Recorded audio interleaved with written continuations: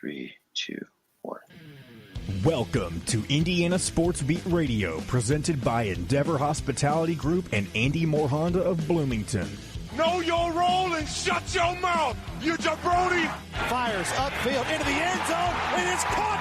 Jelani Woods! Touchdown! INDY! A 43-point night for Tyrese Halliburton! How do you like that, partner? Galloway drives all the way to the hole, throws it up, got it! Indiana's got their first lead of this contest. I mean, that's a goddamn Emmy winner right there. Now, from the Golf Club at Eagle Point Studios, here's your host, Jim Coyle. Hey, everybody. Welcome aboard Indiana Sports Beat Radio, back on this Thursday, December 7th. Hope you're doing well. Looking forward to another fun day. Tyler Smith from thehoosier.com will join us. Chris Denari from the Pacers. And Shannon Griffith will join us to start talking some IU football once a week with him. Looking forward to that. How are you? How's everybody doing? Appreciate everybody jumping on the Andy Moore Honda hotline early and often as we navigate towards another sports weekend. This one without quite as much football, but plenty of football news. The Heisman will be announced as I'm wearing my Michael Penix shirt in honor of him and his hopes of winning a Heisman. Brendan Sorsby, Indiana's on-again, off-again quarterback from last year, has already not only hit the portal, but committed to Cincinnati.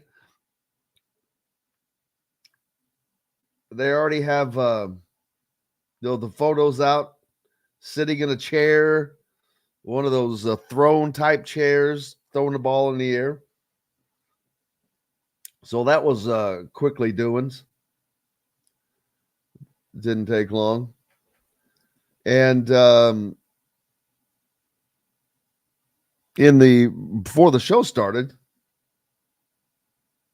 RC, who's with us today, was telling me about, I didn't see this, something about the punter. Patrick Lucas Jr. has entered the portal. Ladarius Cox.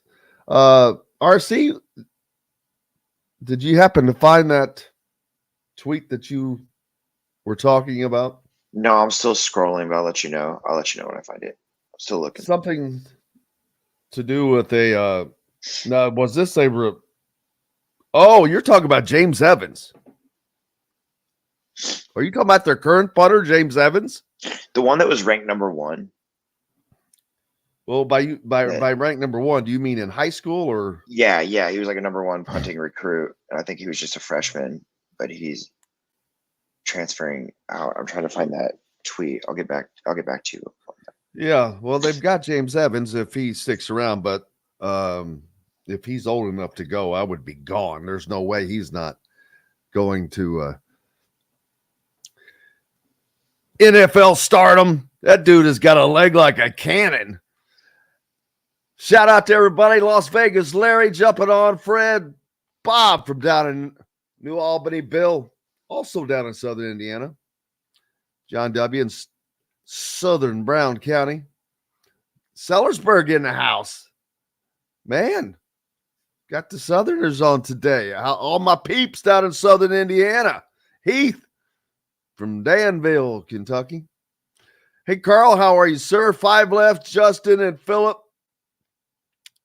As Caitlin Clark surpassed 3,000 points last night. Was that in a single game? Joking. Wouldn't be surprised. I'm sure it was long ago she surpassed 3,000 shots. She's going to get her shots up, but she's a tough shooter, no doubts. Russell from Fort Wayne, how are you, sir? Man, it's going to be weird not having the weekly college football this weekend. It's not quite the same. looking forward to talking to Tyler Smith about that. Well, actually, more so with Shannon. He's on top of it. And it's going to be interesting to see how things shake out for Indiana with the transfer portal. Kurt Cignetti is a guy that he's different, man. I'm telling you, different from what those guys that are currently on the program with the program are used to. Way, way, way, way, way different. And there's just going to be some of that mixes and a lot that doesn't. So I said some will stay and some will go yesterday. They all might go. Who knows? But doesn't mean that others aren't coming in. Obviously, they fielded an entire team at James Madison, so doing the same at Indiana should not be a problem for those guys. Although first year, it's I know that Coach Cignetti is wanting to set the tone, so to speak. But I also think that there's going to be a learning curve for him that, hey, man, I know that you have a blueprint, as he said, and they've proven that it works at the level that they've been at. And I'm not saying that can't be just the same here. But there's going to be a jarring change of personalities. Sean says that cleaning house may also lead to cleaning some mentality. He loves what Coach Cignetti is doing. Let him cook. I've got no complaints about that, to be honest with you. Hey, man, it's their kitchen. Let them be the chef. No problem with that at all. And it may not be the most beautiful first year for people, but it's going to be different. And,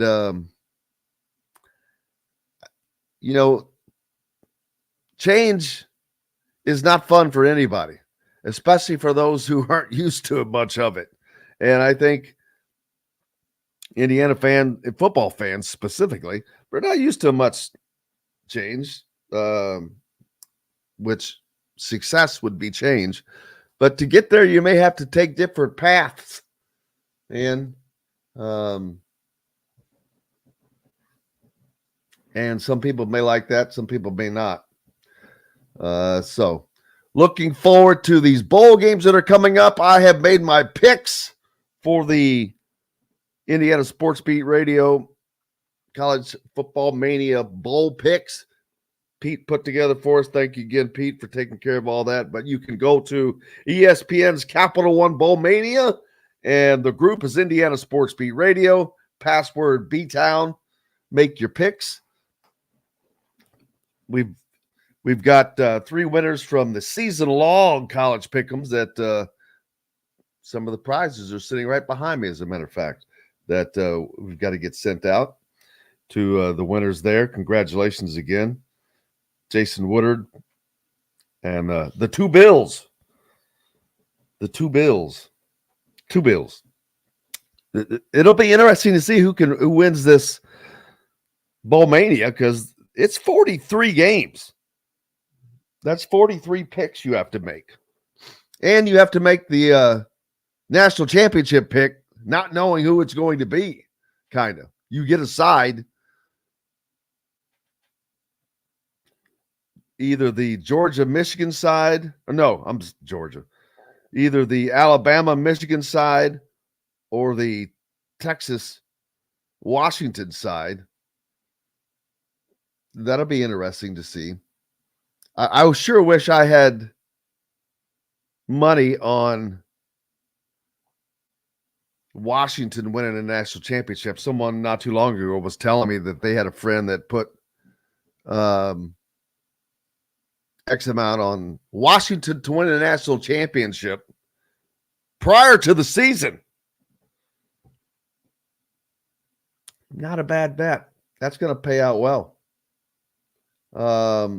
And don't worry, Indiana's not the only place that is having a mass exodus. Texas A&M is also going through the same thing, and they're not used to that. But you've also got the coaching updates, the ripple in the coaching community, because JMU still searching. What are they going to do? They've lost their coach, obviously, and their coordinators. Mike Alco from Duke, he left for Texas A&M.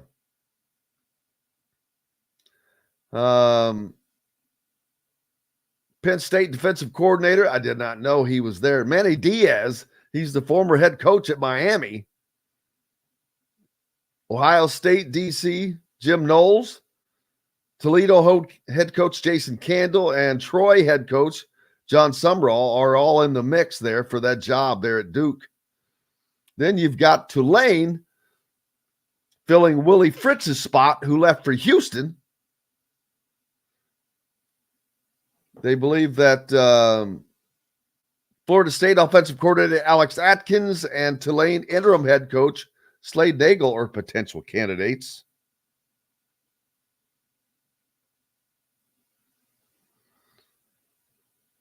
Let's see. James Madison. Who's going to replace James Madison or Kurt Cignetti and James Madison?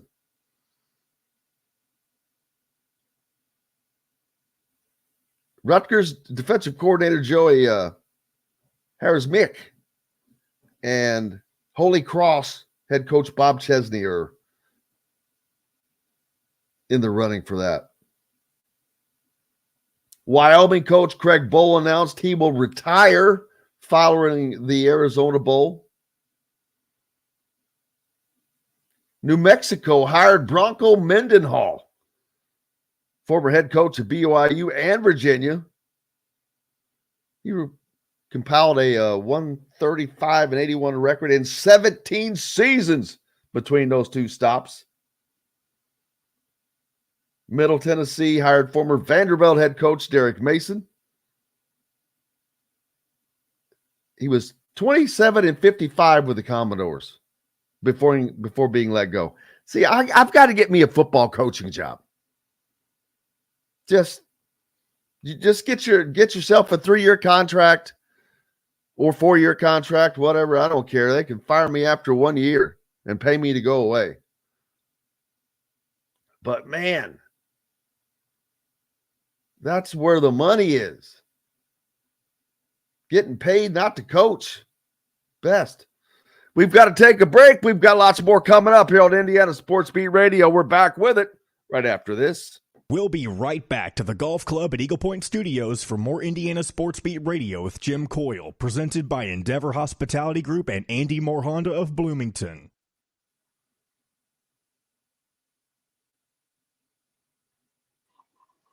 Yeah, I just thought the language was interesting in that tweet. Yeah. Oh, he's the long snapper. That's what it was. The number 1 long snapper. Sorry. Now, see, Indiana is one of the rare schools that gives a scholarship for long snappers. A lot of schools, no, seriously, a lot of schools don't do that. So maybe that's why that coaching staff made that decision.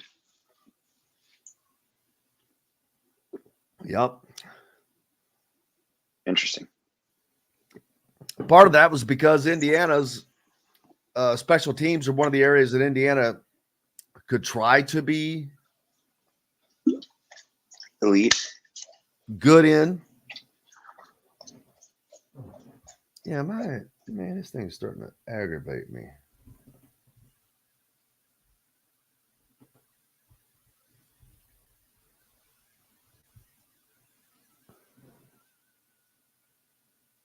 Oh, well.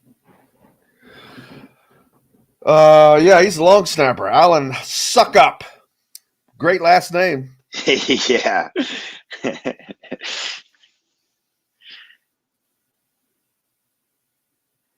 Now, see, that's not how you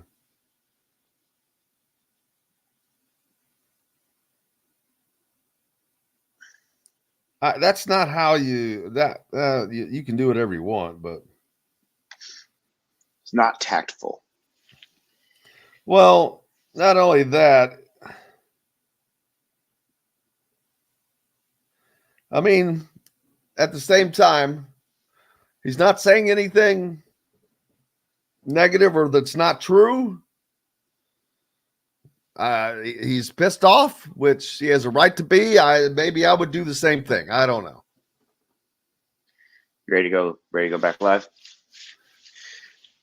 If it's that time. It's that time. Here we go. Man. 5, 4, 3, 2. Welcome back, Indiana Sports Speed Radio here on this Thursday. Thanks a lot for being with us. Big doings this weekend, even though we're used to having college football, the gridiron, but we're got a lot of basketball on the docket, including Indiana traveling to Atlanta to take on the Auburn Tigers. A little Bruce Pearl action, baby. Saturday, Indiana taking on Auburn at 2 o'clock at the State Farm Arena down in Atlanta. An opportunity for Indiana to do something on the national stage this year. Currently, with 7-1, their only loss coming to the reigning national champion, which I'm a little surprised that in all this shuffling of teams in the polls, that how UConn has not risen up to be number one. I don't know, because I think they might be the best team in the country. But that's neither here nor there, whatever. We'll certainly find out. But RC was pointing out that it was, Indiana has, under Tom Allen, made it a point to try to have the best long snapper in the country, I think, for 4 years or whatever. They would offer a full scholarship to long snappers, which is not always the case with a lot of big time programs. And a recruit, Alan Suckup, I'm not exactly sure where he's from, but after he put it on Twitter, I think this was yesterday. After changes, the new incoming coaching staff at Indiana University are not honoring the previous staff's scholarship offer. With that being said, my recruitment is 100% open. Thank you, Coach Allen, Coach Teagarden, Coach McEnany, and the rest of the previous IU staff. I laugh because it's kind of funny. I mean, he got his point across. But I'm not sure that Coach Teagarden would have had a job. IU special teams stunk last year.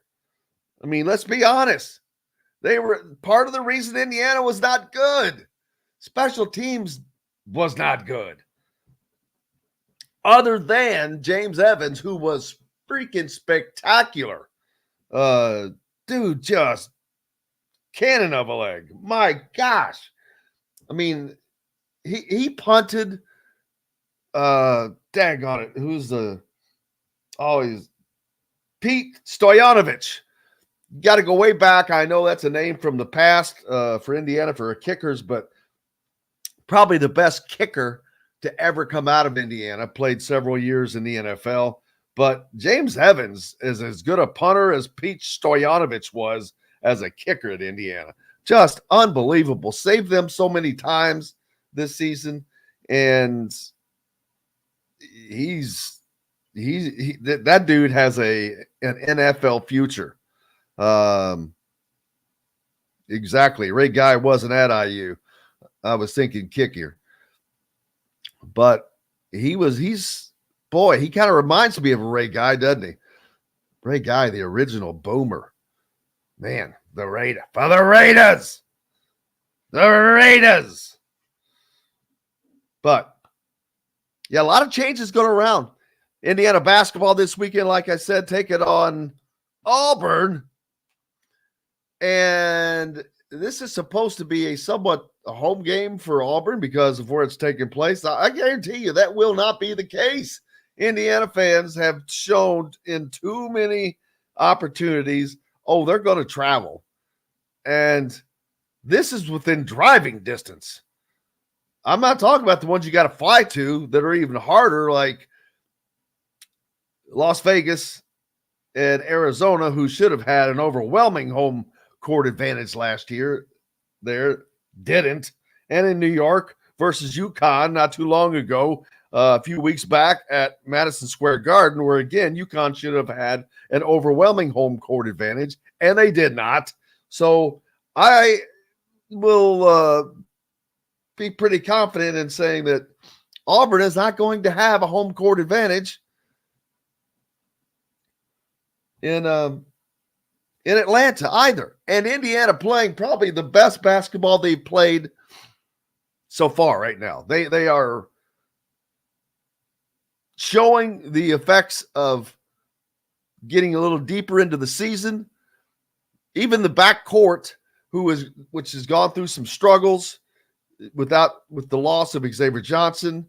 You've got a freshman, Gabe Cupps, in there who is doing his best treading water. I saw that there was a comment on yesterday from the postgame show that really went against what a lot of us think. Gabe Cupps is doing a marvelous job. Don't get me wrong. He did a tremendous job defensively on Michigan and their leading scorer.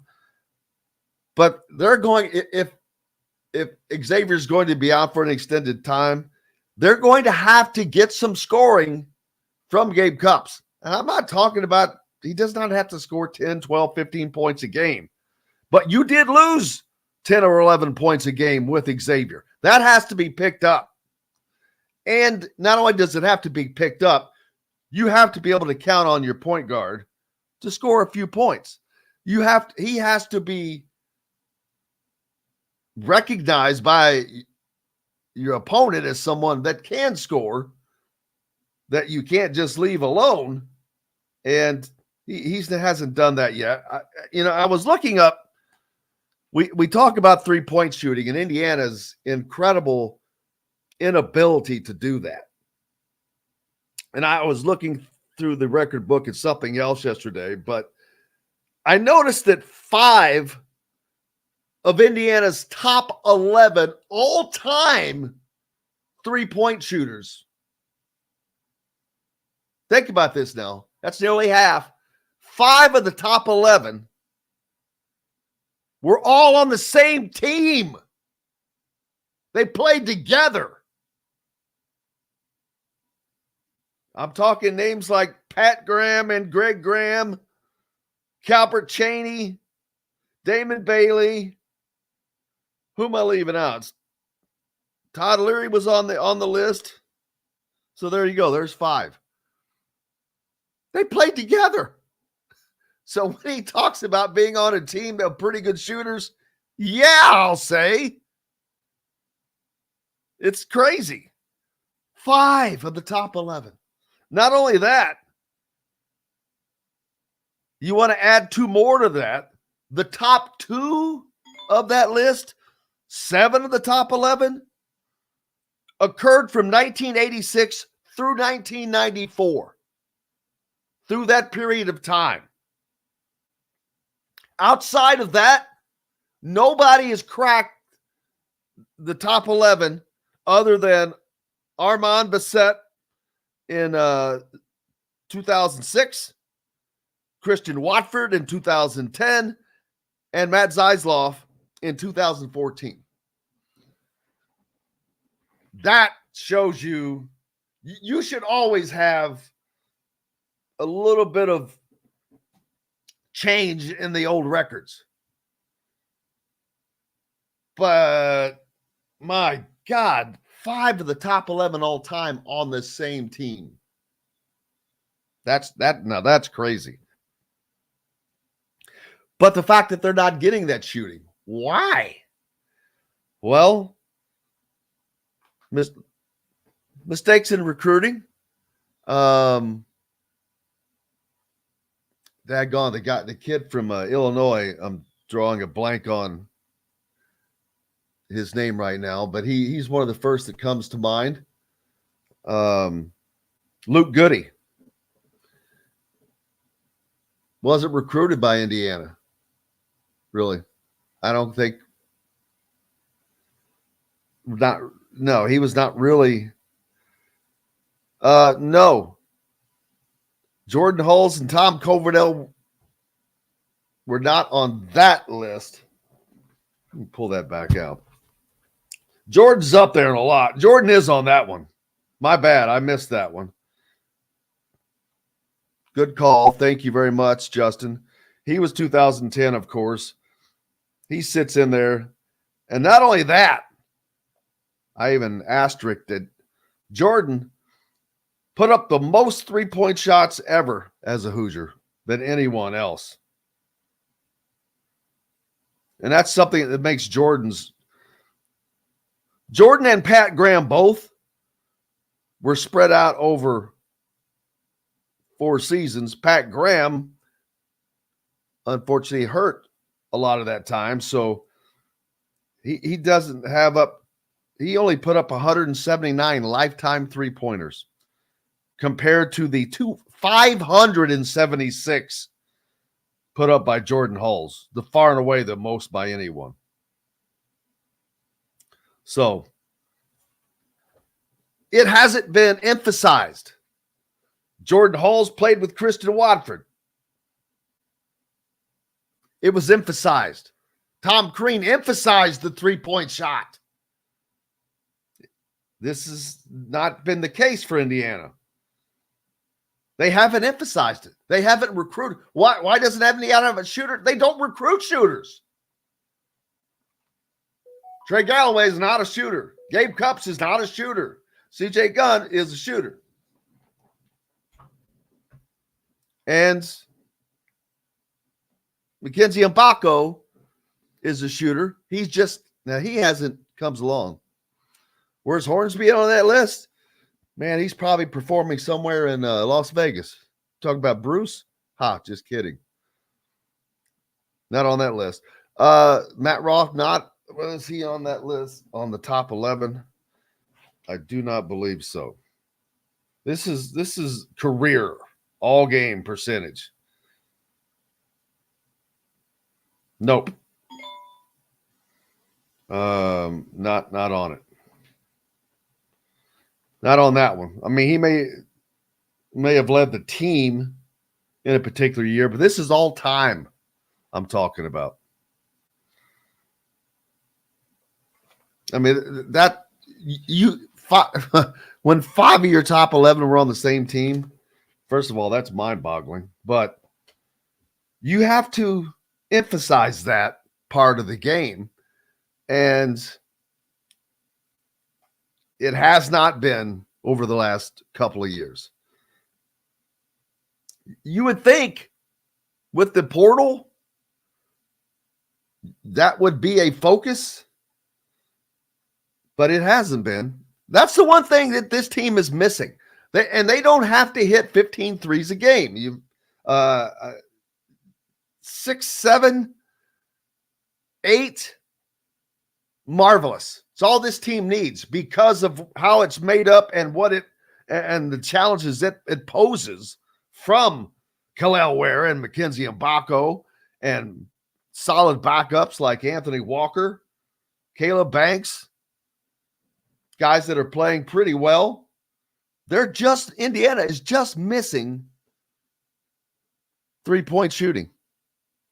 Philip pointing out that Goody leads the Big Ten in three-point shooting so far this year. Heath asking, can Jordan not coach the current guys? At certain times, but you can coach all you want. That does not make you a great in-game shooter. CJ Gunn is going to have to be the guy that steps up and steps out and becomes, along with Mackenzie Mbako. Now, I think because I'm falling on the sage advice of Todd Leary that and we've seen with the free throw shooting. He's a smooth shooter. Yesterday we were talking about that. Speaking of Jordan Hulls has the longest streak of free throws made in a season. This is not just to start a season, but his streak carried over. He ended the 2010-11 season having made 41 straight. It carried over to the next year and finally ended at 58 straight, which is a Big Ten record. So we'll be keeping our eyes on that. Mackenzie Mbako. Gabe Cup's been solid at the free throw line, which is good. But that's all Indiana is missing right now. Solid 3-point shooting. And again, I'm not saying they don't have to put 30 shots up a game, because they're going to kill you on the interior, or they're going to have their bigs take their bigs out. It seems like the offense has opened up a bit. We've got to take a break. We've got more coming up. Tyler Smith from thehoosier.com is going to join us. Chris Denari, Shannon Griffey as well. Stephen Bardo, originally scheduled to be with us, had to cancel because of his travel arrangements were changed. So we'll get that rescheduled. But we got more coming up here on Indiana Sports Beat Radio. We'll be back with it right after this. We'll be right back to the Golf Club at Eagle Point Studios for more Indiana Sports Beat Radio with Jim Coyle, presented by Endeavor Hospitality Group and Andy Moore Honda of Bloomington.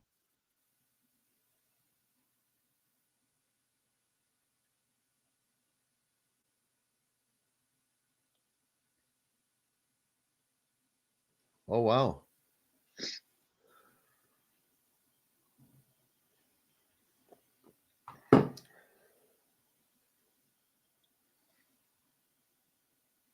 That was an interesting tidbit about Hulls' free throw shooting. I didn't realize he had that Big Ten record. That's cool.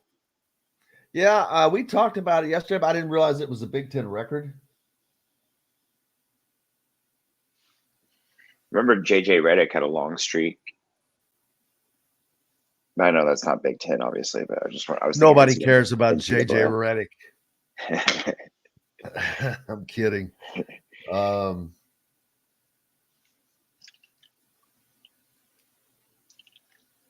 Uh-oh. Kentucky getting a quarterback. Former Georgia backup Brock Vandagriff staying in the SEC. Graduate transfer going to Kentucky. Indiana quarterback Brendan Sorsby committed to Cincinnati already.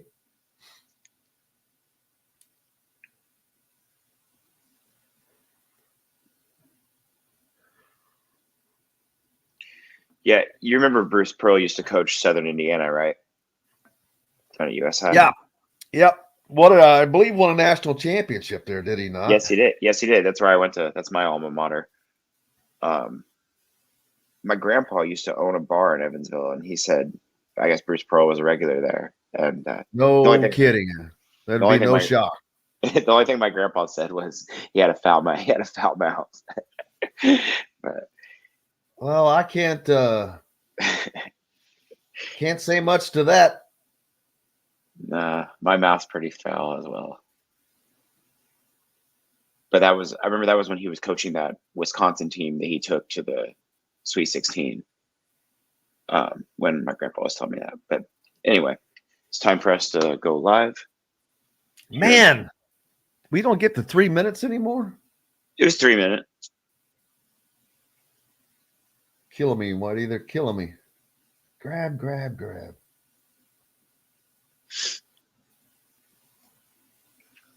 We go live here in 5, 4, 3, 2.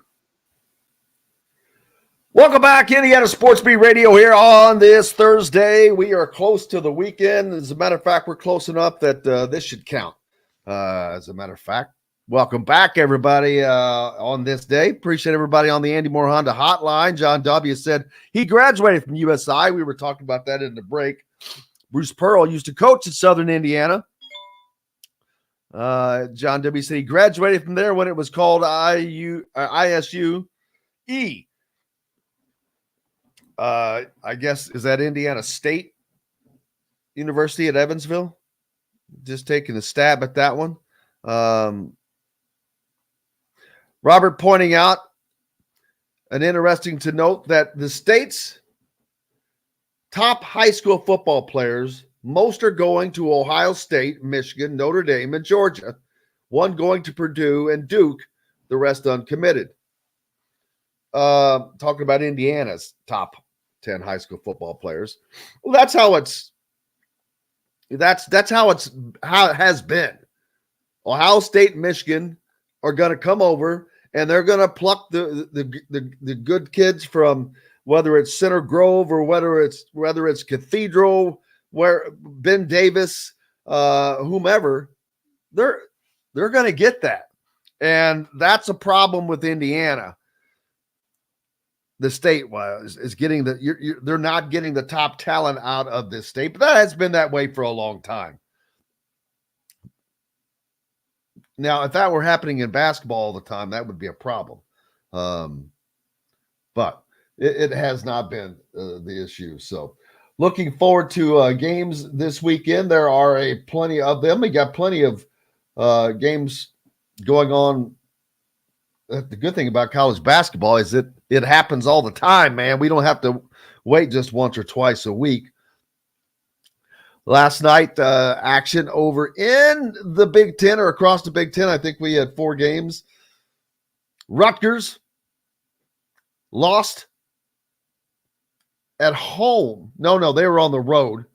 They lost by 21 or 19 rather. 76-57 to Wake Forest. The highest score for Rutgers had 13 points. So the good news that they received yesterday, though, is they're landing a hell of a recruiting class. And I know everybody was kind of excited because Indiana was in that Final 3. They really weren't. I think that was actually a final little stab at Indiana, maybe. Maybe I'm wrong. Who knows? Maryland beats Penn State in overtime, 81-75. I think that continues to show that Maryland is just still struggling a little bit. Jameer Young, 28 points. Kanye Clary for Penn State with 25. Miami of Ohio visited Ohio State, and the Buckeyes win easily 84-64. Roddy Gale Jr. with 15 for Ohio State to lead them in scoring. So that was a very balanced scoring attack there. Nebraska goes to Minnesota. Minnesota takes care of business, 76-65. Joshua Alla Joseph, 15 points for Minnesota. Bryce Williams, 18 for the losers. Nebraska. Schedule coming up for, that was the wrong day. Tonight's action, one game in Big Ten play. Iowa travels to Iowa State, down to Ames, and that annual battle of the Stalkeye State. I just call that because, get it, corn stalks. I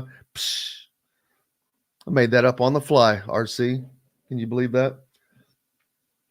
Some games tonight. Iowa at Iowa State, like I just mentioned. Outside of not a lot of games on the docket tonight, people. Man, it's a light schedule for this Thursday. You look at Friday, pretty much a light schedule there as well. As a matter of fact, not a major game on the schedule tomorrow night, which Not a big surprise being a Friday. But then Saturday, of course, Indiana down in Atlanta taking on Auburn.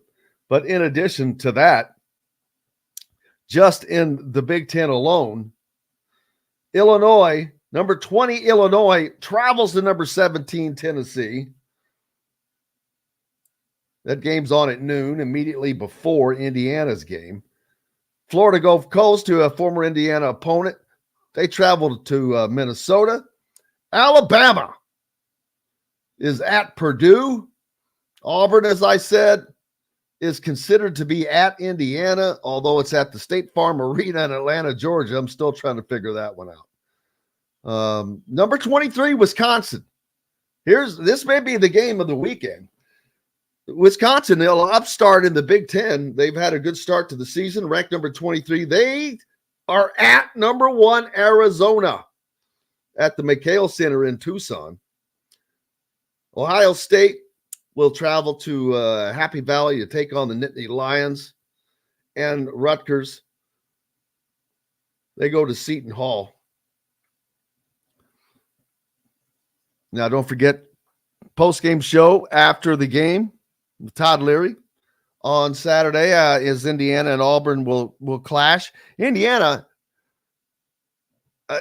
boy, as the season started out, I did not think that they were going to have a shot to be 3-1 coming out of this tough stretch of the 2 Big Ten games and then Auburn and Kansas. And I think, actually, the way Indiana's playing right now, I'm going to be surprised if they lose that game. But, hey, you can lose to anybody, anywhere, any day, anytime. I get that. But Indiana is starting to gel. The bigs are just playing so well together. Whether it's passing, and Kalel Ware he has really, his growth curve has flattened. Not saying he doesn't have more to go, of course, but he has really come around quickly.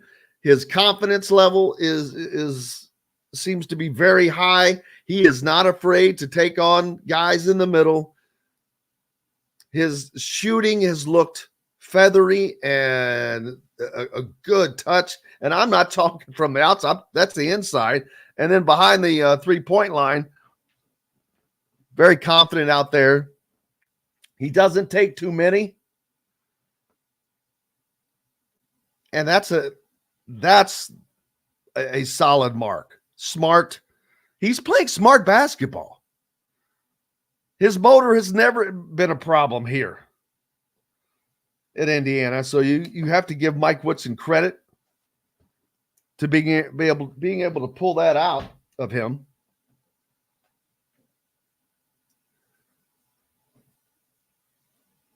Robert, checking the Andy Moore Honda hotline. Robert says if he has his pick,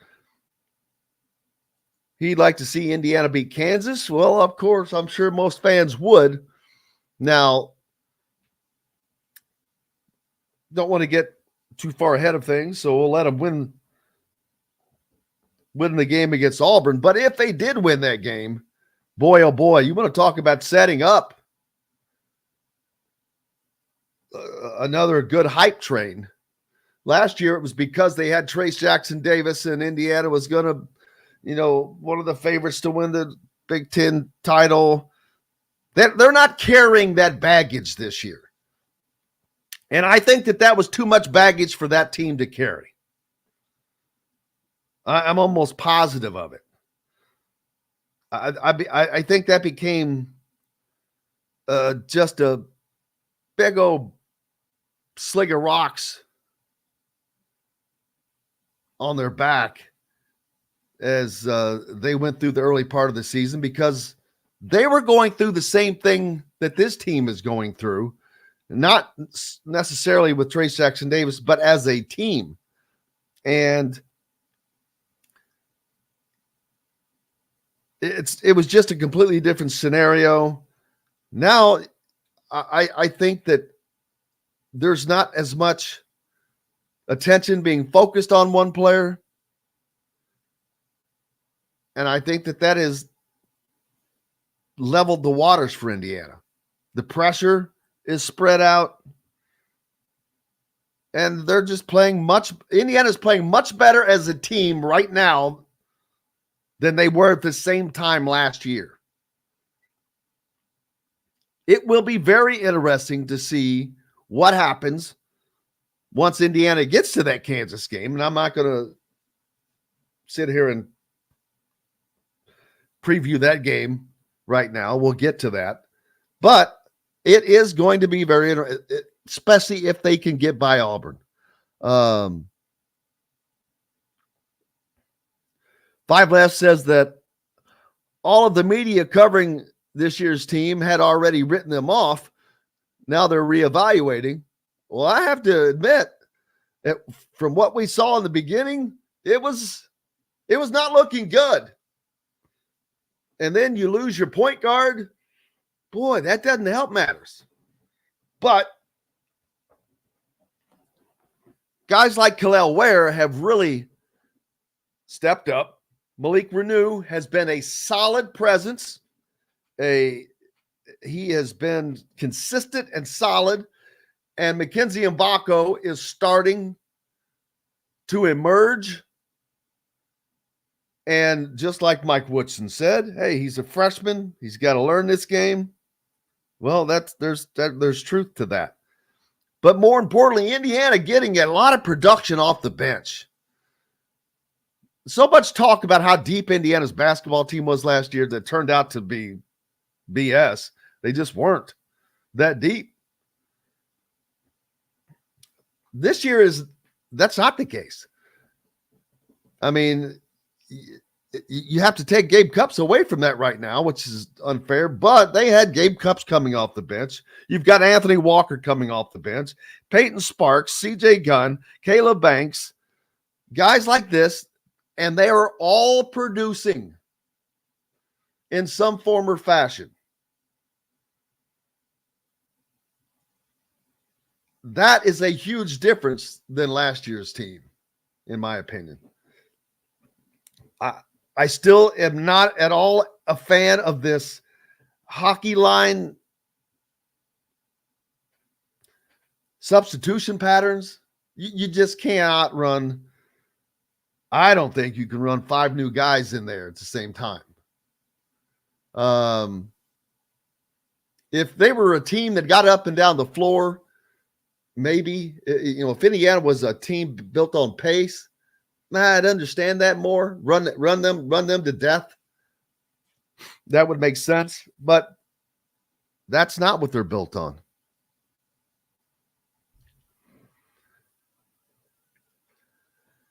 Howie says that Ware can shoot from more than 5 feet. He can shoot from 23 feet. Yes, sir, he can. As can Mackenzie or Malik Renew. Chris says once they clean some things up and get more experience playing together, they could be really good. Well, in order for them to be really good, they're going to have to be able to shoot the 3-point ball to a moderate level. Moderate level. I am not saying they've got to hit 10 shots a game or put up 25 shots a game. They don't. Joshua says that last year's IU team was hyped more because of experience than talent. This year's team has far more talent, but the lack of experience, it makes it hard to project them to finish better than last year. Great point. That's actually putting it better than I had. But that is exactly it. Well, there was just too much hype, period, around last year's team. Had they not had that hype built around them and that label of being the potential Big Ten champion, they may have been able to pull that feat off. I mean, they finished one game out of first and lost a couple of games they just shouldn't have lost. But that's the way to put it. Bill Evans thinks that this is the best team from top to bottom IU's had in a long time.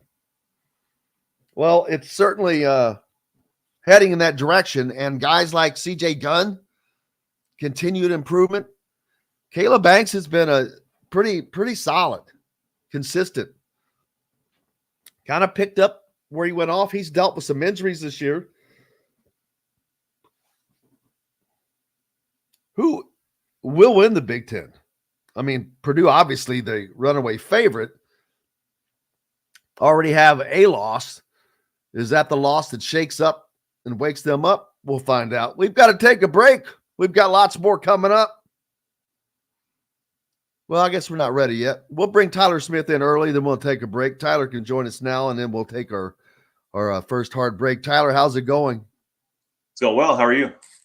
Cannot complain. I was just talking about this year's Indiana team having a little bit more depth than last year, although last year was talked about intently how deep they were, and that just wasn't the case. And this year, actually, it is the case.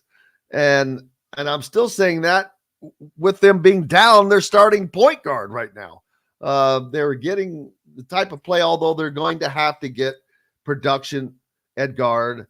It doesn't matter to me how well people think Gabe Cupps is playing, which he did a great job defending at Michigan the other night. He's still going to have to produce some points, 6-8 points a game, because you lost 11 points a game with Xavier. That's got to be picked up. And yes, Kalel Ware has picked up his game, and that's great. But you like and you need it spread out across all 5 positions as you join us wearing your Cubby hat today. Yeah, I got to represent. Winter meetings have been kind of boring, so I'm hoping if I wear this hat, maybe they'll make a couple moves. We'll see. Yeah, I agree with you about Gabe Cupps seemed a little passive in the last couple of games. When he had an open look, he's been more of a facilitator, but fully agree with you that the depth of this team is looking better and better. I was a little concerned there in the first few games about, Mike Woodson hyping it up, and then there wasn't a ton of production, but lately things are looking better in that department, especially when you get Johnson back and, there's 9-10 guys, sometimes even 11, I think that can contribute. So that's a good thing for this team.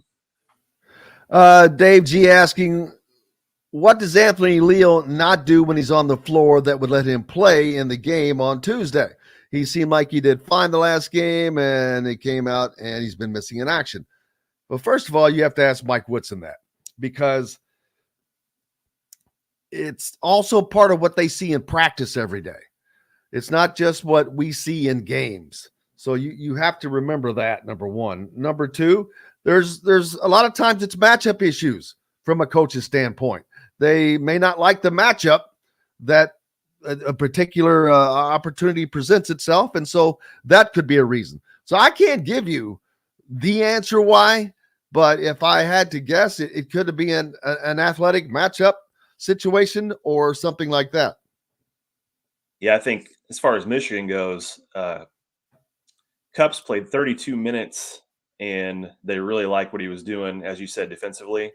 So he played a lot of minutes. CJ Gunn had a good game and played about half the game, about 20 minutes. So I think that had a lot to do with it. They like what they saw. And I think Leal right now is kind of in a situation where, if things are not going as planned, or if they need a little spark of some sort, or if there's foul trouble, that's kind of when he's the guy that can step in. But I'm not sure he's going to see regular rotation minutes unless there's maybe multiple injuries.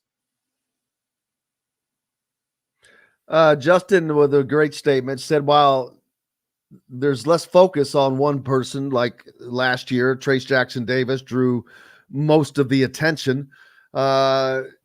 This is a team that is is able to stretch defenses, because it's not just one guy. You can't think that it's just going to go to Kalel Ware. You can't think it's just going to go to Malik Renew. It's not just going to go to Mackenzie Mbako.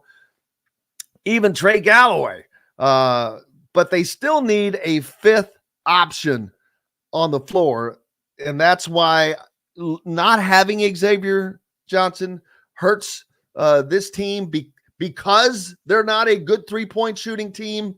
You need to have 5 weapons on the floor, in my opinion, to really put the fear of God into some teams. When you don't have that weapon, and Indiana has it in a modicum of amounts right now, that's the only thing they're missing. And again, not talking about 10, 12 threes a game. 6 to 8 would be a winning ingredient for this team. Absolutely. Yeah, it's crazy when you watch, and it's like, man, if there was just one knockdown shooter or maybe one more creator off the drive, it would work wonders for this team. But the good thing is, when you look at that Michigan game, how they were doing a pretty good job defending Khalil Ware in the second half. He wasn't getting many touches. He gets obviously the biggest bucket in the game. But the fact that Indiana got down by 6 late, it looked like they were, maybe dead in the water. They go on a 7-0 run. The bench is hyped, and a lot of guys are contributing. Several guys who weren't playing very well in the first half, Galloway, Malik Renew, had a rough start to the game. And those guys come together and they get the job done. So it's like this Indiana team, they keep getting the job done. And, for all their faults and for all the concerns that are understandable, winning is what matters. And, when the game has been close, they've been getting the job done time and time again. So that's also going to be valuable experience for them, playing all these conference games coming up, Auburn and Kansas coming up, to show and to know mentally that, when it's close, we can get the job done. But if they could spread it out, if Johnson can get back and get on one of his runs, I want to remind fans that there's been times when he's looked bad in the past, and then he's had a stretch of games where he's kind of exploded. So if that ever happens this year, this team could be pretty dangerous. We've got to take a break. And coming up the next hour, Tyler Smith's going to stay with us from thehoosier.com. We'll also have Chris Denari from the Pacers and Shannon Griffith to talk some IU football, see what's going on with them right now as well. Appreciate all of you being with us. We've got to take a quick one. Back to the Golf Club at Eagle Point Studios right after this. We'll be right back to the Golf Club at Eagle Point Studios for more Indiana Sports Beat Radio with Jim Coyle, presented by Endeavor Hospitality Group and Andy Moore Honda of Bloomington. I'm getting a refill. Yes, sir. What were you going to say? I was looking at that comment. Hopefully Ohtani to the Cubs, but I think he's going to the Dodgers. We'll see. Oh. Yeah. They're going to have to pay, baby.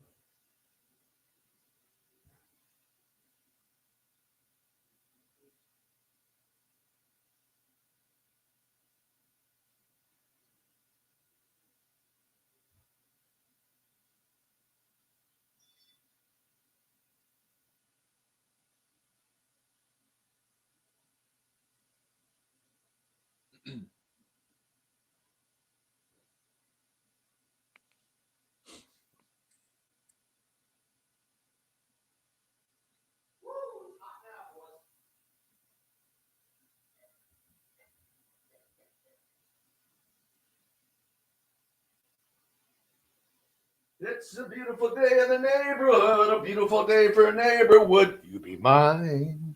Could you be mine? It is a gorgeous day out there. I haven't seen this. Here comes the sun. Doo-doo-doo-doo. All it takes is a little bit of jolt. Indeed. I should have had you. Oh, sorry.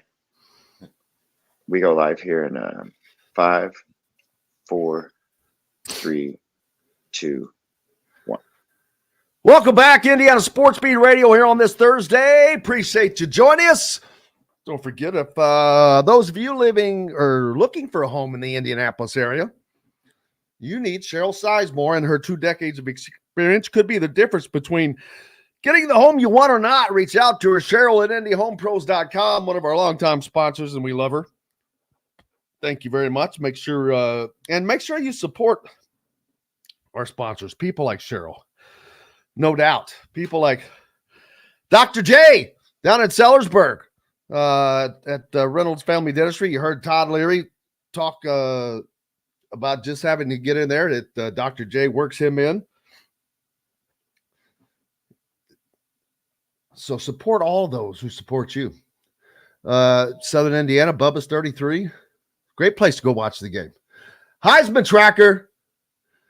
It's been funny to watch, and I had this discussion with, I love Mike DeCourcy, and he's so much smarter than I am, and remembers so much more things than I do. But his insistence that Marvin Harrison is the best player in college football is just, I don't think could be more off.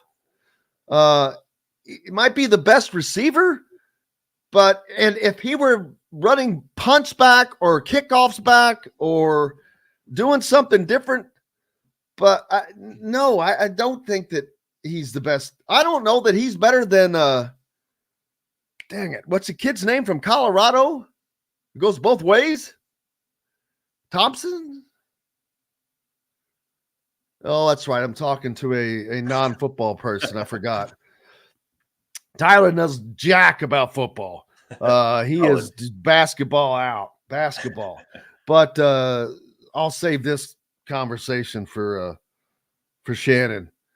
This will be a great conversation for Shannon. But I think it's going to end up being Jaden Daniels. But anyway, speaking of, how about the Pacers, man? They got this NBA in-season tournament. I don't think many people had the Pacers picked to be in the Final Four of this thing. Definitely not. I mean, in their pool, they had Philadelphia and Cleveland. I mean, you got to win your pool. I mean, they had Atlanta in there as well. I mean, it was a pretty tough draw, and they came out, win every game, and they beat Boston. So, I mean, 5-0. Now they're off to Vegas. They play there tonight. It's kind of weird that they play at 5 o'clock Eastern, like they're hyping up this tourney with all this money and marketing, and then they play at 5 o'clock, which is, I think, 2 o'clock Vegas time. So that's a little different, but should be fun to see what they can do. Nice to get back to the national stage. Yeah. Heath asking if Ja'Kai Newton is redshirting, which is funny because I brought that up a while back. I said, I'm going to use a term I haven't used in forever, and I would assume that Ja'Kai Newton will redshirt. Because why would you not? He's not going to play. I don't expect for him to play this year. So, I mean, he doesn't have to take the red shirt. They can save that. It's like in the bank. That he can bank that for.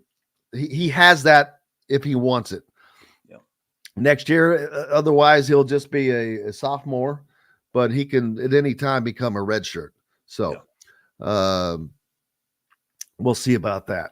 And thank you for all the people who put up. Travis Hunter was who I was thinking of. Yes, that it was.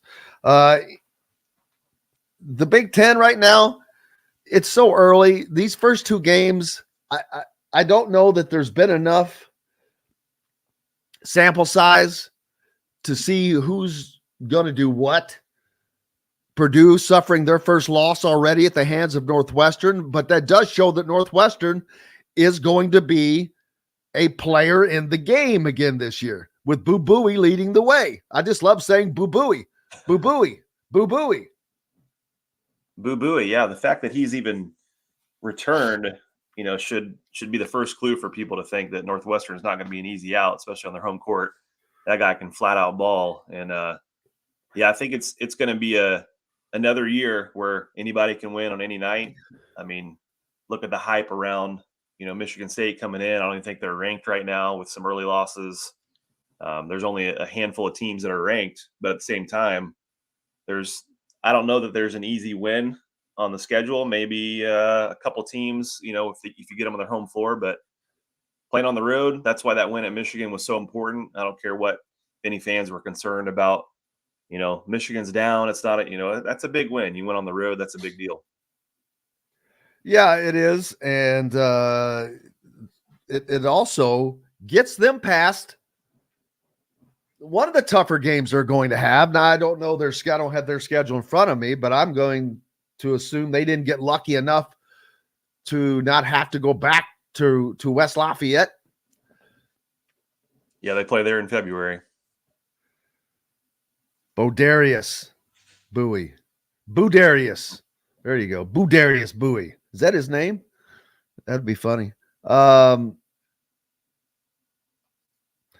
Chris says that he thought that he heard a couple of weeks ago Woody and everyone was evaluating redshirting, would have considered it a done deal. It doesn't matter, is my point. You can redshirt at any time. It's pointless. He can redshirt after his sophomore year. He can use this as a redshirt year. There's no, he doesn't have to declare it now, is my point that I guess I'm making. Correct? Yeah. That is correct. So, I saw him coming out. I took a video of him. I was excited at first because he was shooting off 2 feet in warmups as the team was just kind of shooting around. But then when he went out to the 3-point line, he once again shot off 1. So it's just like, yeah, it's tough. It's not looking too promising for him to play this year. So that's tough loss because I really like what he can do on the court. But, hopefully. It would have been interesting to see what could he add to this team. Could he have been, another guy that can hit the three? This Indiana team they don't have the knockdown shooter yet. Although Mackenzie Mbako is a knockdown shooter, he hasn't risen to that level yet. He hasn't gained enough confidence to where that's what he does, or the shots just haven't quite fallen. But the fact that he's hit his first 17 free throws to start the year, that shows that the mechanics are there. The rhythm is there. He doesn't, that's mental. Free throw shooting is a combination of a multitude of things. It's mental, it is rhythmic, and muscle memory, and just where he is shot, and just talent. He has a smooth stroke. Todd Leary's talked about it. And like I was, before you joined us, I was talking about Indiana. You want to talk about their 3-point shooting woes? 5 out of the top 11 best 3-point shooters ever from Indiana were on the same team in the 90s. And there's only been 3 out of that group, rather, that has even been, the latest was 2014, I think, with Christian Watford. No, it was Isoff in 14. But that's the one area right now. If CJ Gunn can get to the point to where we know him from high school, to where he was that kind of guy, man, he would knock those shots down as if they were free throws. They're going to be a tough out, and they're keeping themselves closer now. For one thing, by, I want to say, having fixed, but they have certainly in the last few games. Yesterday, what an incredible stat that I've got to keep remembering who, it was Dylan Sin, who joins us from the Fort Wayne Journal-Gazette, pointed out that out of the last 5 halves, Indiana's opponents are 6 of 41 from behind the arc for a whopping 14%. Mm-hmm. Well, when you're playing the kind of defense Indiana's playing on the interior and the dominance, man, I think it was like 52-32 in the paint, or it was maybe even more than that, 28 or something. I don't have the Michigan stats pulled up, but they beyond dominated the paint, which is great. But you can't. Now that wouldn't have worked against a team like early on when they were playing Wright State and Army and those kinds of teams, but they were giving up an ungodly amount of threes.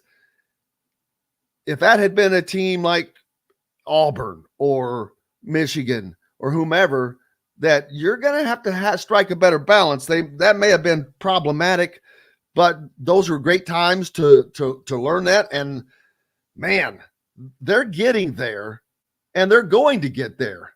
I think that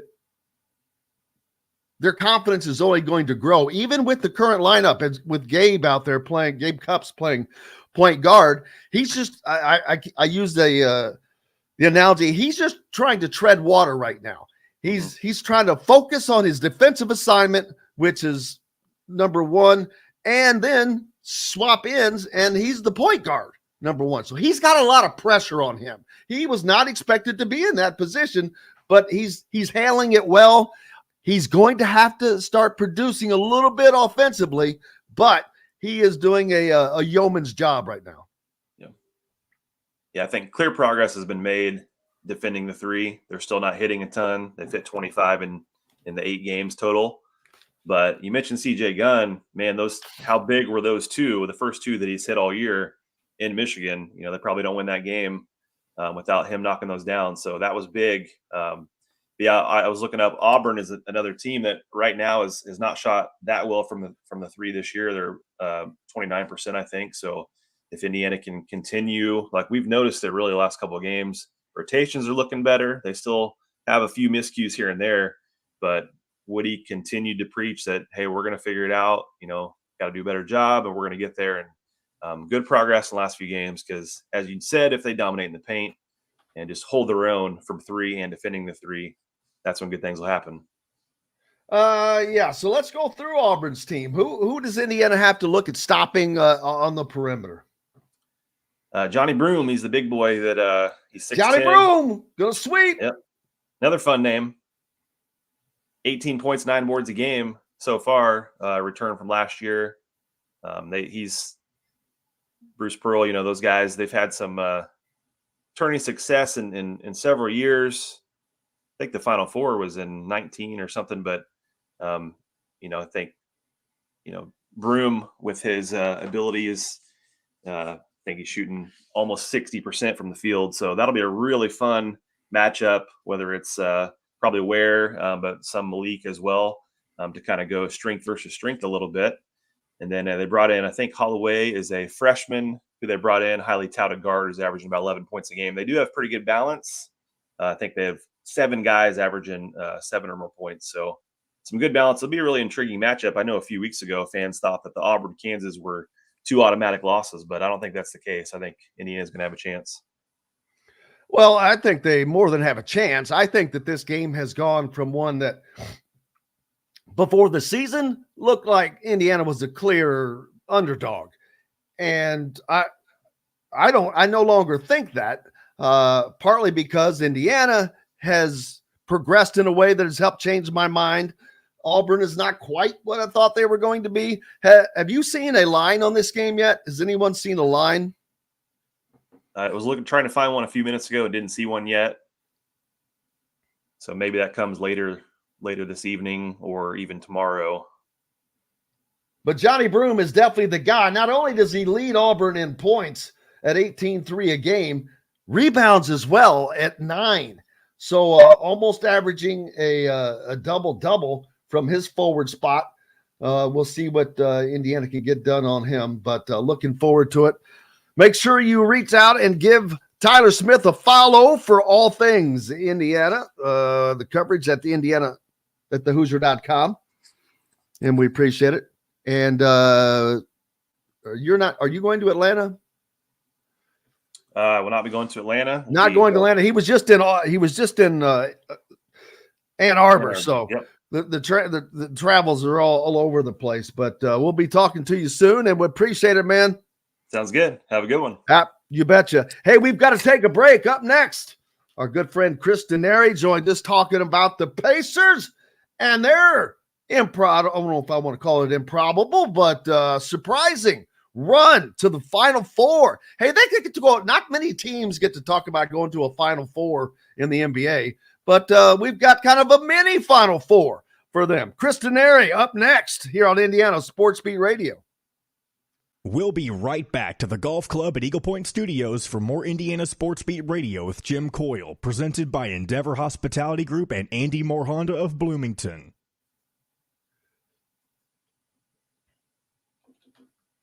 What's up? Hey, sir, how are you doing? I'm good. I'll be watching the game like everybody else tonight. No, we don't. It's only national. It's ESPN only tonight. So that's Man, I put out a tweet the other day because Indiana's game was on Peacock. Oh, Peacock, and I'm like, don't forget tonight's Indiana game is on Peacock, and stop whining about it, people. Either pay the $5.99 a month and cancel after your team's last game, or don't. Right. Oh, and most of the people were just hit the like and agreed, but then there was a number of comments and blah blah blah, blah. And I'm like, that's my whole point. Stop whining. It's the world we live in. I mean, it's just. I'm like, welcome to college athletics, and I should say sports in general, but college athletics, especially today. And it's like, but either do it or don't. But stop bitching about it, man. Right. It is what it is, and it's not going to change. No. It's just. I've got all. I mean, we have all of the things. I mean, we share them with our kids. I mean, I've got Netflix. You know what? This is going to be actually a great conversation because it is. I didn't even think you're taking it into a point that I didn't even consider, which makes it even more well-rounded. Yeah. Let's go live. We can go live with it in 5, 4, 3, 2, 1. Welcome back, Indiana Sports Beat Radio here on this Thursday. It is December 7th. Shout out to all of our servicemen, and this is the Remembrance Day of Remembrance for Pearl Harbor, right? Yeah, I many years ago, Jim, when I was with doing Butler basketball, we played out in Hawaii, and I think about all the things that I've been able to do. But to be able to, to be out there and see Pearl Harbor and all that it, means to our country, absolutely. I appreciate, and those words coming from Chris Denari, joining us now from the Indiana Pacers. And the Pacers, man, we've had so much good to talk about them for the last 2 years, as a matter of fact, because it's been a little surprising. Rare is it that you teams exceed expectations, and the Pacers are doing it for a second year in a row. So hardly ever can you do it 2 years in a row, and I think they're doing it again now with this in-season tournament the NBA is having, which I think is kind of cool. It's unique to add that inside of a regular season while the regular season is still going on, I might add. But the Pacers have to have turned a lot of heads making it to the Final Four in this thing. Yeah, I think it's very important. I mean, Monday night was a tremendous night. I think for the Pacers franchise, for the organization, for the fans. I mean, the Gainbridge Fieldhouse, it felt like an April or a May or a June playoff series, and that's what this organization wants to get back to. And you're right. I think there's been, expectations exceeded, especially last year, but they didn't make the playoffs. And that's something that this organization wants to do. They want to get back to where they believe they should be as far as the NBA is concerned. And I just think Monday was a tremendous step in that direction. Does it guarantee anything? No, it doesn't. But I think it gives the team and the fan base a lot of confidence that they're on the right path. Going to where they want to go. And as you said, Jim, when the groups were announced in the summer, and again, for those that aren't as familiar with what's happened is, in-season tournament, there were 4 games, 6 groups of 5. You played each team in your group. Whoever won the group advanced to the quarterfinals and then 2 wild cards. Well, when you looked at Indiana's group from last year, you had Philadelphia playoff team, Cleveland playoff team, Atlanta playoff team. Pacers beat all 3 of those and then also beat Detroit. And then who do they get in the semifinals on Monday? Well, just the team with the best record in the NBA, the Boston Celtics, and they beat them. So some people would absolutely say an improbable run for the Pacers to get to this point, but it's a group that I think, believes in themselves. They've got a great coach in Rick Carlisle, and it's a team that's rising. And I think Monday was big because on Tuesday, you just got a lot of national love. And I think that was really good for this organization. It doesn't guarantee anything. And national love's great for all of us, baby. Yeah, you're going to stub your toe at times. I mean, this is an 82-game season, but I think it was a great step to gain some notoriety for the team, the franchise, and especially Tyrese Halliburton, because this is a special player who's only 23 years old. He's only in his 4th NBA season. He signed for the next 5 years after this. I just think everything was so good. And now this afternoon, tonight, we'll see what the Pacers can do against another one of the best teams in the NBA, the Milwaukee Bucks. And they've already been tested against some of these teams. They've shown that they can play with them. And this has to bode well for the end of the season. Looking forward to what you can expect from a consistency standpoint, which is standing the time over the grind of the season, barring injuries. This is a team that is going to be sliding right back up. Obviously, I don't think that they're a team that can challenge for an NBA championship at this moment. Who knows? I don't know. Is Tyrese going to become the next Reggie? I can't. No one could ever predict that. That's crazy. But we've talked so much about the talent that they have on this squad now, the young talent, Chris, that they have on this team.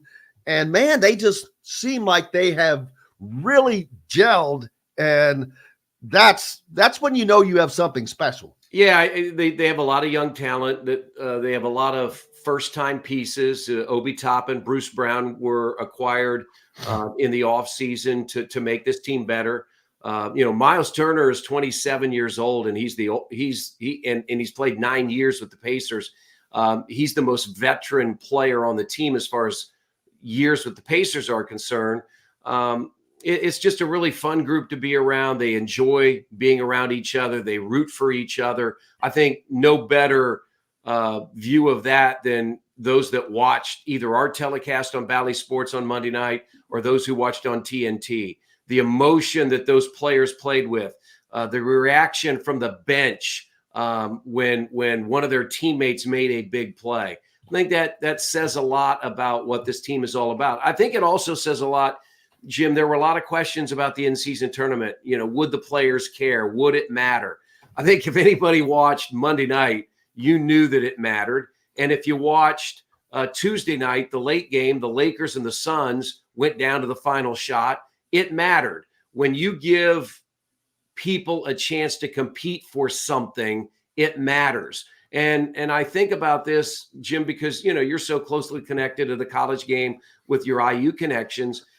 Think about you're playing for a conference title. You're playing to win in Maui. You're playing to win this in-season tournament, right? Most of these NBA players are used to that. And then you bring the international players over. They're used to FIBA and the World Cup and Euro Cup and all those kinds of things. They're used to having, a season within a season or a tournament within a season. So while it's new for the NBA, I don't really think it's new for basketball. And so I just think as we move forward, in 5 to 10 years, it'll just be something that's very regular in the NBA season.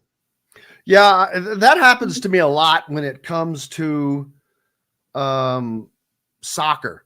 They do that stuff all the time too. And I'm like, Mike DeCourcy joins us all the time, and he's a big soccer guy. And I'm like, okay, Mike, so explain this. What is this league? And now you've got this tournament going on during this. So yeah, this is not something new. And this is probably, this may have come from soccer originally. Yeah, no question. I mean, Adam Silver modeled this after international soccer, looking at European leagues and what they do and the type of in-season tournaments they have within the confines of their season. There's no question. I mean, what you're trying to do as a sport also is you're looking at the end of November, early December. You're still in the throes of the NFL. They're marching toward the playoffs. You've just completed the college football season, if you will, and you've got a lot of non-conference good college basketball matchups. So you're trying to take your regular season games, 4 of 82 or 6 of 82, and put some added meaning onto those. And I think they have. I mean, as a broadcaster, I felt it. The building at Gainbridge Fieldhouse for the 2 group play games, and then being in Atlanta and Philadelphia, it felt different. And the NBA made it different by putting teams in different uniforms, putting teams on different floors, so that when somebody tuned in, they thought, "Oh, what is this?" It's something different. So I think it's been a hit. It's been a true success in year one. Will they tweak things? Will look a little different each year? Possibly, yes. But I think they've hit on something that can stand the test of time, and I think that's what you're looking for. All right, honest answer. I know you're a company man, but how about these floors? Are you for them? Pro floor? I'm not opposing to change, but I'm like, we're creeping upon the Oregon floor, and first of all, that damn thing should be banished from all of sports. That is, there's no doubt that is a home court advantage, because I think I would go into a seizure with playing on that floor, man. Like Smurf turf. It's like the Smurf turf at Boise. It's worse. It's worse. At least the Smurf turf is one color blue. Yeah. This thing is just like all over the place. I really didn't have a problem with it. Some of the floors were better than others. I mean, it was funny when we went to Atlanta. I mean, it was cherry red. I mean, it was bright red. I'm a big fan. I think those that have watched Pacers games, we played on it once. There is a city floor now that the Pacers will wear every time that they wear their black city uniforms. I really like that floor. It's sort of gray, and it's got the black and the lighter blue. I probably like the Pacers city floor better than I like the in-season tournament floor, but I didn't have a problem with it. I just think anytime you can do things a little bit different, take a chance, put it out there, I think you should do that, because it's hard to just keep doing the same thing over and over and over and over. So I didn't have a problem with it. I mean, some were better than the others, but I think people realized once they saw those floors, hey, this is something different tonight. This is something different within the confines of an 82-game season. Gonna cut it a little shorter than normally. We've got a press conference we're going to get to in a little bit, but so what's up next? When is the next in-season game for the Pacers? All right. So if the Pacers and Pete asked, are you gonna sit back, watch the game, and do play-by-play for the wife and dogs?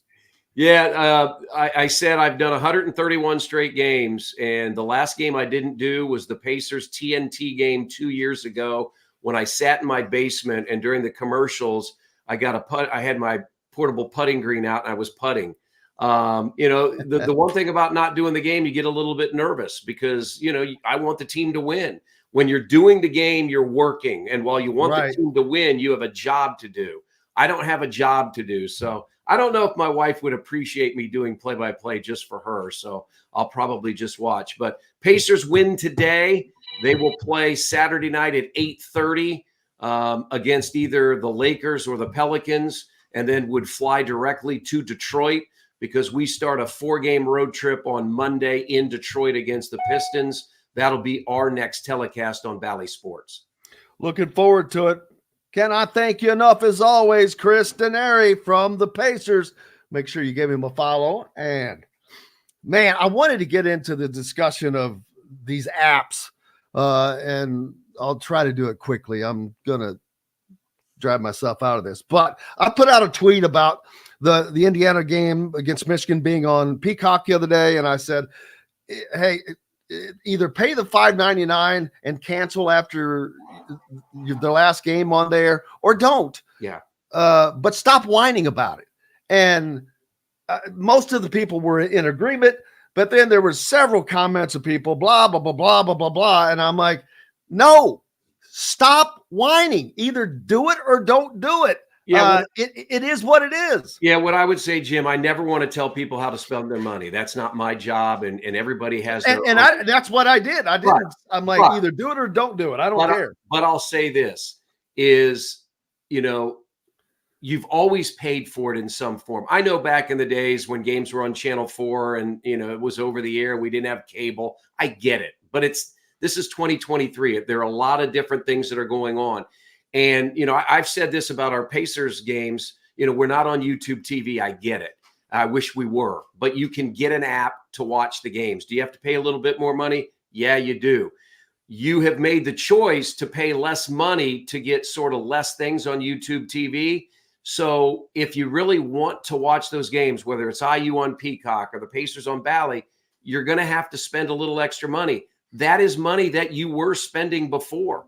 I mean, it's not been free since the 90s, right? Right, no. Jim, you got to watch Big Ten Network. You got to pay for it. So again, I don't want to tell people how to spend their money, but there are options out there. And I think if you sit down and think about it, I think the IU has 5 or 6 games on Peacock. You pay your $5.99 for 2 or 3 months. You've basically played $15 to watch 6 games. I mean, that's, in my estimation, that's not that much money. No. And I'm like, okay, are you getting these free someplace? Because you're not. And so, well, that's what someone said that earlier. That's what I pay for BTN. No, you don't. BTN is part of my package that I get on that I'm already watching. So right. It doesn't matter. It's just, I'm just to see things in black and white and either do it or don't, but you're not going to change it. Whining, I'm like, go to Facebook with that stuff. Right.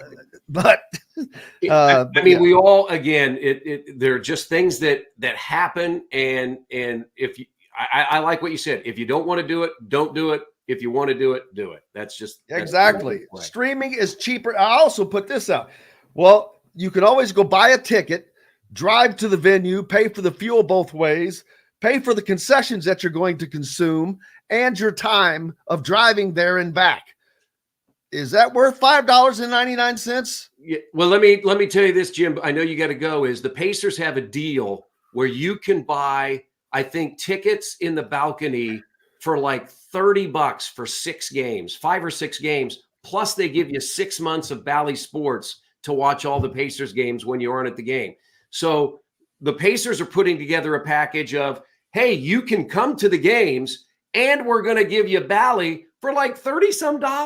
I mean, I just, that's in this day and age, that's nothing. I agree. We'll talk more about it next week, but right. Thank you so much, brother. I appreciate you. Make sure you give him a follow, and we'll be back with more Indiana Sports Beat Radio right after this. We'll be right back to the Golf Club at Eagle Point Studios for more Indiana Sports Beat Radio with Jim Coyle, presented by Endeavor Hospitality Group and Andy Moore Honda of Bloomington. Sounds good, Jim. Appreciate you, sir. I appreciate you so much. Thank you. All right. Take care. All right. Let's see. Man. I was wanting to take this Mike Woodson presser. What is tomorrow?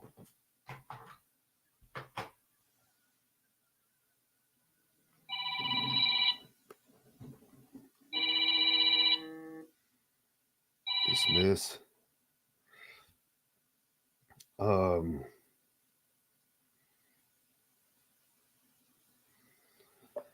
Okay, let's rearrange this week's for tomorrow at the same time, since I got in too deep and this presser is at 10:15. Is that okay? Question mark. All right, so I've got to go here and here. Do this, that, and the other thing.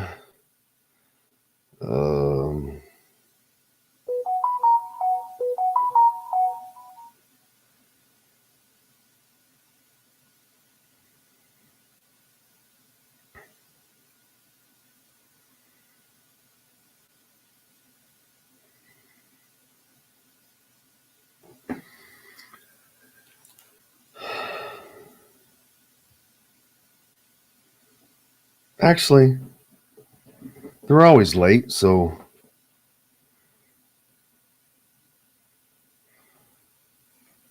daggone it. I got too much stuff going on. Hey, can you RC Yes. on the stream? He did send it to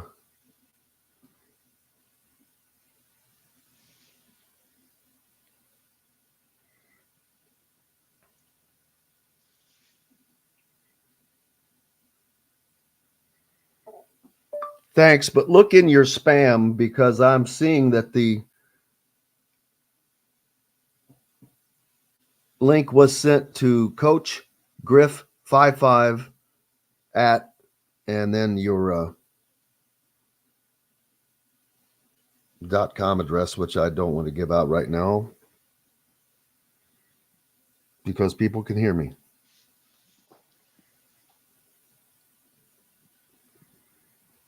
Mike Woodson coming up next.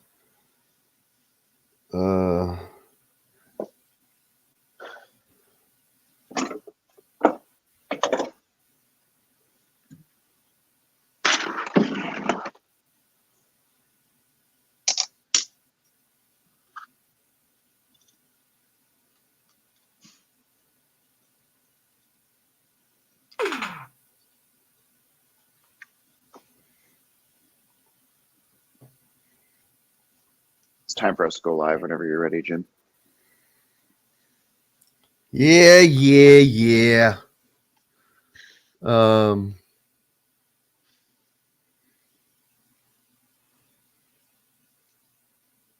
Give me a second. Okay. I wish we could discuss this because I want to talk about, and J Law, let's talk about this tomorrow. I'm going to write it down, but I want to talk about these apps. It's just the complaining is what I was talking about. Stop, because it's not going to do any good. Number one. Number two, oh, gosh. And that wasn't directed at you. I was just saying in general. But I ended up getting the app, so yeah. Yeah. So did I. I wasn't going to Ann Arbor, so I did too. I'm like, and everybody says, "Oh, you could just expense it." I'm like, to myself. Yeah. Hold on. I gotta make sure I'm on this deal here. Where did I go? Gee whiz.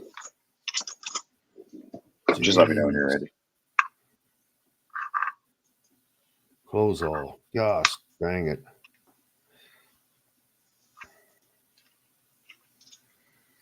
Well, I lost my stupid link. Jeez. There we go.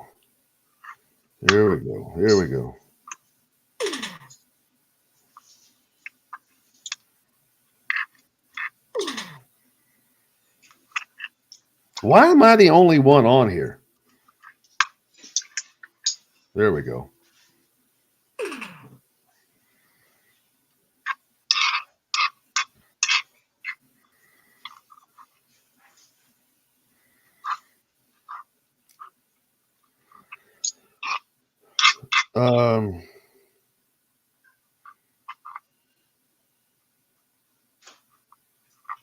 Gee whiz.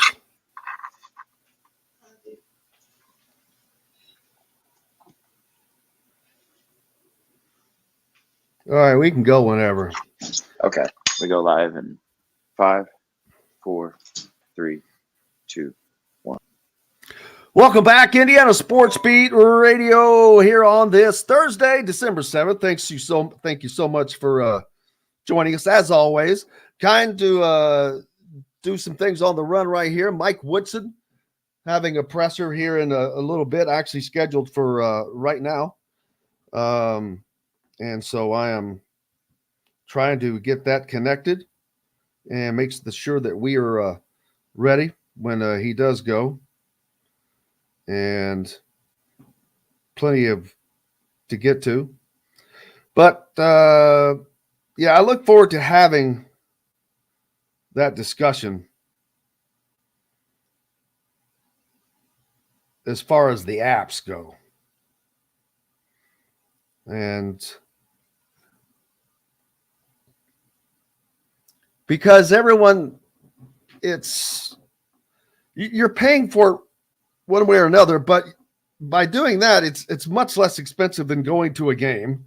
It's better, I think. You don't have to worry traffic and all that goes with all of that. But I still, it is what it is. I mean, that's how NBC has these rights, and that's what Peacock is about. CBS, Big Ten Network is part of my YouTube TV package. So I have the Big Ten Network. Now, Big Ten Plus is different, but you just cancel that if you want at whatever time.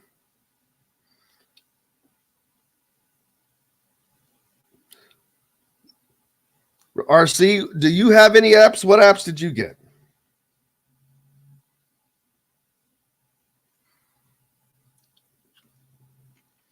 I have to get the YouTube TV app every year, and I got Peacock this year, but I cancel them when basketball. I end up keeping YouTube TV through the NBA playoffs, though. So I guess I have it for a good chunk of the year. But yeah, that's how I do it. Let's trying to get, man, I'm having difficulty here trying to check into this presser on my phone, which is never an easy thing to do because it has begun. And I hate dealing with stuff like this. Is this the presser for the Auburn game? Yeah, Mike Woodson presser that I'm not. You don't have the ability to pull it up on your phone, and I'm having difficulty with it myself at the moment.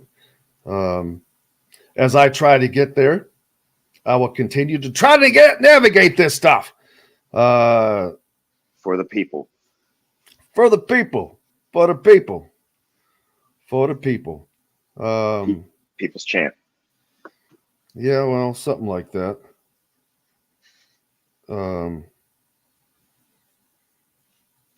Start video.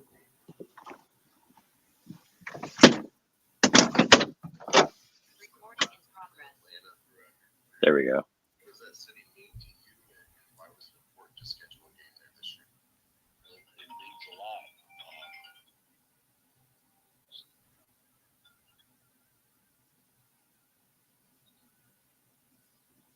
Can you guys hear that?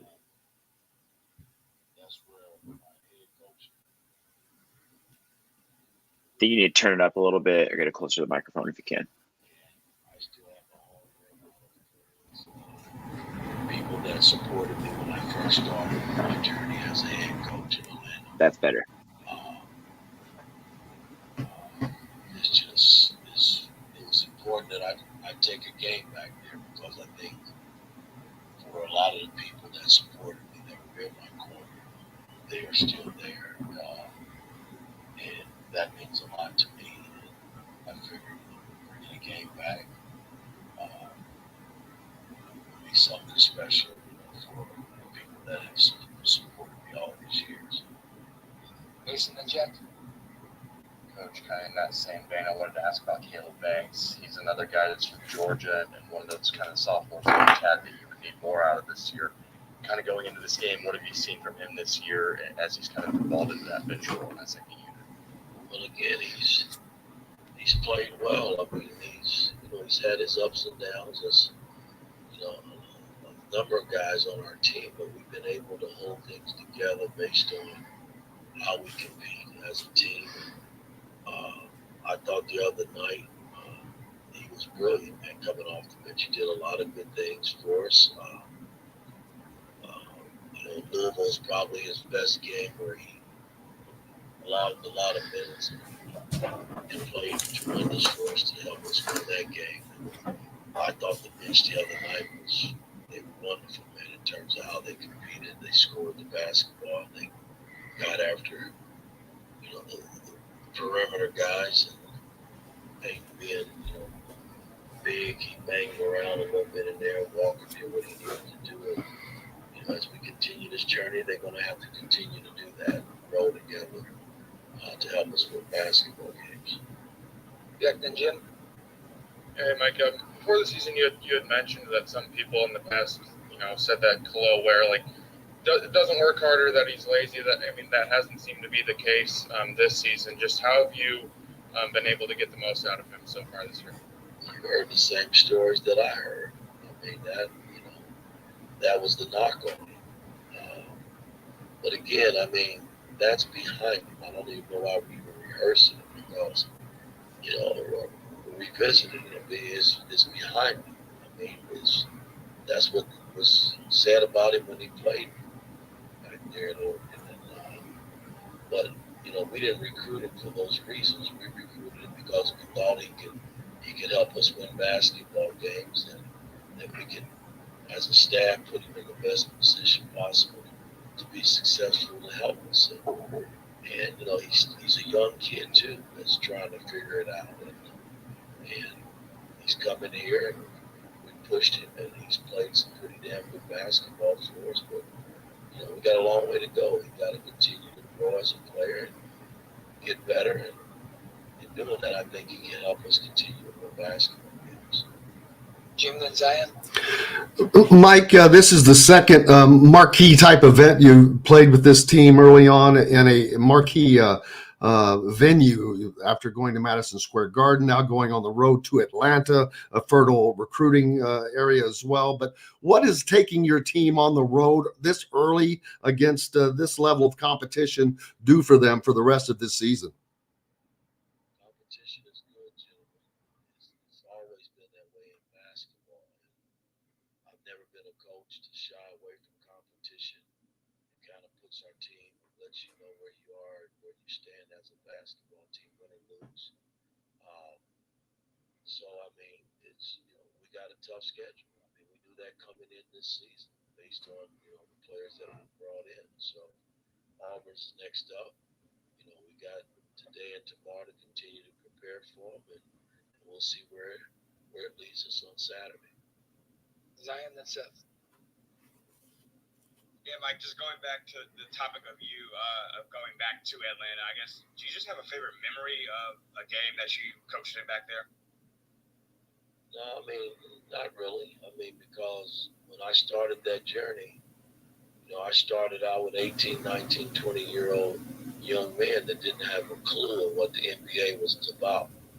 And I didn't have a clue as a coach because it was a struggle because we were so young. But the beauty about that young team, from my peers, everybody kept saying, boy, you guys play hard, boy, you're competitive, but we just weren't experienced enough to win games.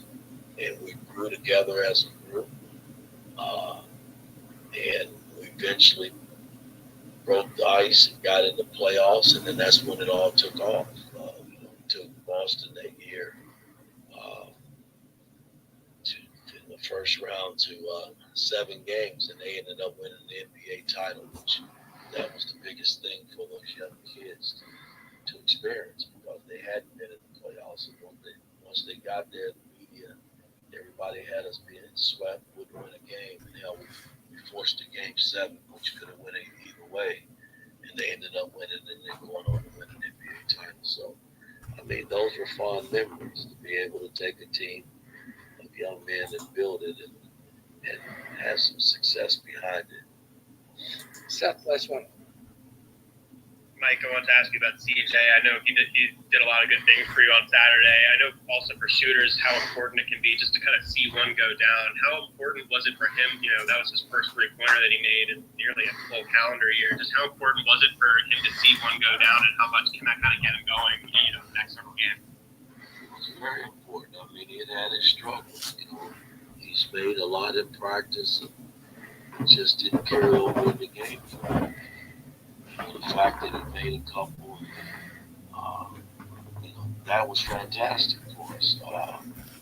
But, you know, I looked at the other parts of his game where he defended, he looked more under control, and he did a lot of things that, you know, we expect him to do. And I just hope it is a carryover as we continue to move on in the schedule. All right, thanks, Coach. It was Mike Woodson, Indiana head basketball coach, in his weekly presser ahead of the Indiana-Auburn game on Saturday down in Atlanta. Yeah, sorry about if that sound was too low. That was lower than normal, and I had it up as far as it would go. Trust me, and I had the microphone up. As a matter of fact, I might want to readjust them back down. So hopefully, I didn't blow anyone's ears out. But I wanted to make sure we try to get that to you. So we did. I hope you could hear it. But and then let's see. Dabney points out that the whole unit it's like he's talking about the NBA. Well, he's coaching his teams very similar to the NBA, and whether that will prove to be a good or bad thing is yet to be seen. I think the difference is in the NBA, everybody is talented to a higher level. Everyone's not ready to go, I guess, on that level, but they're a lot closer than it is in college. And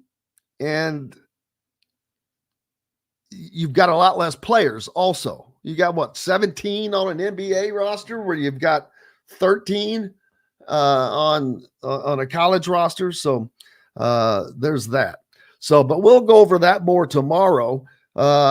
We do have not enough time to get into the app discussion that I really wanted to get into, but let's see. J-Law says, sounds great. He agrees. It's the current part of life. It's the world we live in. He was just making a point for those on fixed incomes like the elderly is all. I get it. And not only that, do they even know how to use streaming devices? But if there's surely if there's someone out there that if they have cable and all of or access to, calling it cable TV is not even the right thing anymore. But there's no other word for it. It's like, I don't know what else to call it. YouTube TV, I call cable TV, but it's obviously not. It's streamed, but you have Big Ten Network is included on that package for me.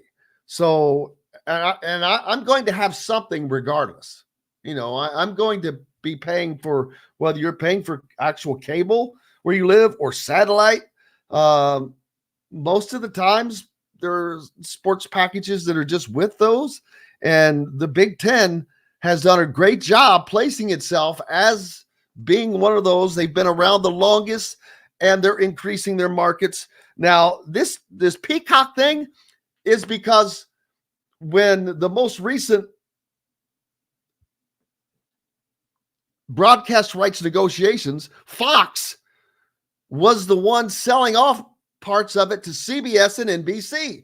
Fox was negotiating on the Big Ten's behalf, which I'm like, how the hell does that work? You want to talk about the Fox Garden, the hen house, but we're not going to have the time to really get into a deep dive. So we'll save that for tomorrow.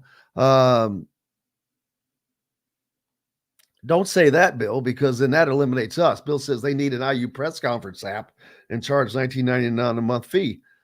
Dude, you're trying to put us out of a job. And that's another thing. Going to these games, it's different. If you work for a newspaper or a company that's not yours, yeah. You can, I guess, expense that or whatever. But most people in my business, unless they work for a newspaper, there's a lot of us that are what you would call independent. I mean, so when I travel to all these events, I'm paying for that. And yes, it can be written off from a tax standpoint, but it's still money that is not profit. It's money that's not made.